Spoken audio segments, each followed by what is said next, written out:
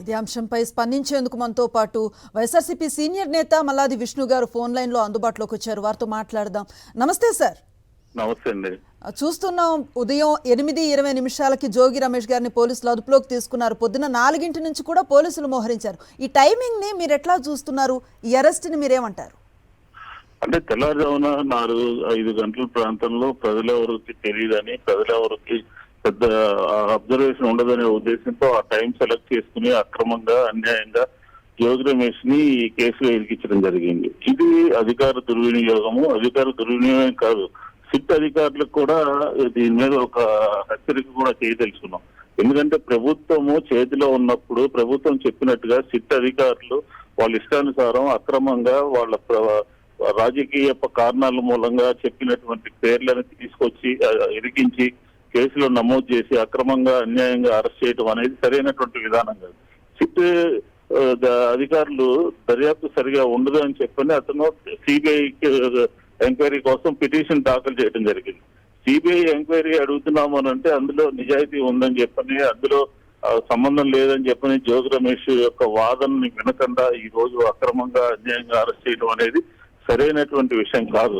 ఎందుకంటే 16 నెలలుగా ఆంధ్రప్రదేశ్ లో ఉన్నటువంటి కూటమి ప్రభుత్వం, ఆ కూటమి ప్రభుత్వంలో కీలకంగా ఉన్నటువంటి జయచంద్ర నాయుడు గాని, జనార్దన్ గాని, వాళ్ళ తమ్ముడు గాని, తెలుగుదేశానికి సంబంధించినటువంటి వాళ్ళందరూ కూడా అక్రమంగా కల్తీ మద్యానికి సంబంధించినటువంటి ఫ్యాక్టరీలను నిర్మించి అక్రమంగా సరఫరా చేస్తూ దాంట్లో జోగి రమేష్ యొక్క సహకారం ఉన్నది అని అంటే తెలుగుదేశం ప్రభుత్వం ఉన్నటువంటి సందర్భంలో జోగి రమేష్ యొక్క సహకారం ఏ రకంగా ఉంటుంది, ఏ రకంగా చేయగలుగుతారు అంటే అంత అసమర్థ ప్రభుత్వం రాష్ట్రంలో కొనసాగుతుందా?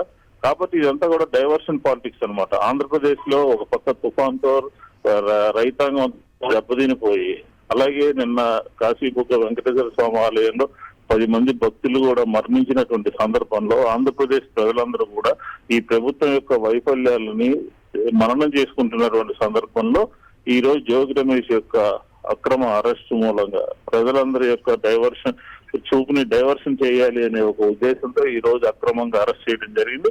న్యాయస్థానంలో మొత్తం విషయాలన్నింటినీ కూడా చెప్పి ఈ సిట్ అక్రమంగా రాష్ట్ర ప్రభుత్వం అక్రమటువంటి కోర్టు కూడా వెళ్ళడం జరుగుతుంది అని చెప్పని, ఇలాంటి రాజకీయ పరమైనటువంటి విభేదాలతో, రాజకీయ పరమైనటువంటి కక్షలతో ఏమైనటువంటి అక్రమ కేసుని నమోదు చేయడం అనేది సహేతుకమైనటువంటి విషయం కాదు. ఎవరైనా సరే ఈ రకంగా అధికార దుర్వినియోగానికి పాల్పడినటువంటి సందర్భంలో లేదా అక్రమంగా తన ప్రత్యర్థుల్ని, ఇతర పార్టీలకు సంబంధించినటువంటి నాయకుల్ని అక్రమంగా ఇరికించినటువంటి సందర్భంలో ఖచ్చితంగా న్యాయస్థానాలు మొట్టిగా వేస్తాయి. అదే ఈ కేసులో కూడా జరగబోతుందని చెప్పని కూడా ఈ సందర్భంగా తెలియజేస్తాను. దీన్ని తీవ్రంగా ఖండిస్తా ఉన్నాం. ఎందుకంటే ఈ రోజు రాష్ట్రంలో చంద్రబాబు నాయుడు గారు కూటమి ప్రభుత్వం యొక్క పాలన ఏకపక్ష నిర్ణయాలతో పోలీసుని దుర్వినియోగం చేస్తూ, నిన్న సంఘటనలో పోలీసుల యొక్క అసమర్థత, పోలీసుల యొక్క ఉదాసీనత, పోలీసులు ముందు జాగ్రత్తలు తీసుకోకపోవడం మూలంగా 10 మంది చనిపోతే ఈ రోజు అదే పోలీసులు తెల్లారుజామున 4 జోగి రమేష్ ఇంటి వద్ద 100 మంది పోలీసులు ఉన్నారు. అదే నిన్న 100 మంది పోలీసులు కాశీబుగ్గ వెంకటేశ్వర స్వామి ఆలయంలో ఉంటే కనుక 10 మంది ప్రాణాలని కాపాడగలిగేటటువంటి. కాబట్టి ఆంధ్రప్రదేశ్ లో పోలీసుల యొక్క ఫోర్స్ ని, పోలీసుల యొక్క సంఖ్యని, పోలీసుల యొక్క దీన్ని దుర్వినియోగం చేస్తున్నారు అన్న దానికి ఒక ఉదాహరణ ఈ రోజు జోగి రమేష్ ఇంటికి తెల్లారుజామున 4 గంటల ప్రాంతంలో, 5 గంటల ప్రాంతంలో పోలీసు యంత్రాంగం వెళ్ళడం.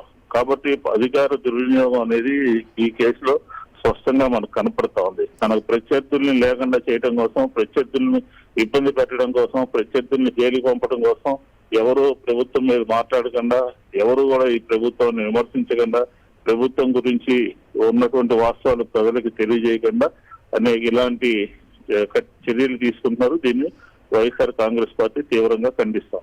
అయితే విష్ణు గారు, ఇదే లిక్కర్ కేసుకు సంబంధించి తొలి నుంచి వినిపిస్తున్న అనేక పేర్లు ఉన్నాయి. అధికార పార్టీకి సంబంధించిన కొంతమంది పేర్లు కూడా వెలుగులోకి వచ్చాయి. కానీ వారెవ్వరిపైన ఎటువంటి యాక్షన్కి వెళ్ళలేదు. కానీ జోగి రమేష్ గారికి మాత్రం 41 నోటీసులను కూడా సర్వ్ చేయకుండా ఈరోజు వచ్చి అరెస్ట్ చేసిన నేపథ్యం. అంటే ఒక్క వ్యక్తి మీద కక్ష సాధింపుగా చూస్తున్నారా?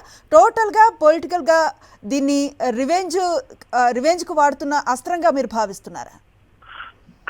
రివెంజ్ గాను వాడుతున్నారు. తర్వాత వైఎస్ఆర్ కాంగ్రెస్ పార్టీ మీద ఈ వ్యవహారం మొత్తం అంతా కూడా ఇరికించాలని చెప్పారు. ఎందుకంటే ప్రభుత్వం అధికారంలో ఉన్నటువంటి సందర్భంలో తెలుగుదేశం మీద ఈ రకమైనటువంటి ఈ ఫ్యాక్టరీలు పెట్టి అక్రమ మద్యము, కల్తీ మద్యం సరఫరా చేస్తూ తెలుగుదేశానికి సంబంధించినటువంటి నాయకులే. ఎందుకంటే ఒక కాన్స్టిట్యున్సీ నుంచి పోటీ చేయడానికి బీఫామ్ ఇచ్చినటువంటి లీడర్లు, వాళ్ళకి సంబంధించినటువంటి గ్యాంగ్ అంతా కూడా ఈ రకమైనటువంటి కార్యక్రమాలు చేస్తున్నటువంటి సందర్భంలో తెలుగుదేశం ప్రభుత్వానికి మచ్చ వచ్చినటువంటి సందర్భంలో దాన్ని తొలగించుకోవడానికి వైఎస్ఆర్ కాంగ్రెస్ పార్టీకి సంబంధించినటువంటి వ్యక్తులు కుట్ర పన్ని, కుతంత్రాలు పన్ని ఈ రకంగా ప్రభుత్వాన్ని అబాస్పాలు చేయాలి అని చెప్పని ఒక నీచమైనటువంటి ఒక ఐడియాతో ఈ రకంగా తప్పించుకోవాలని, ఈ ములకల చెరువు మచ్చ నుంచి ప్రభుత్వము తెలుగుదేశం పార్టీ తప్పించుకోవాలనే ఒక దురుద్దేశంతో ఈ రకమైనటువంటి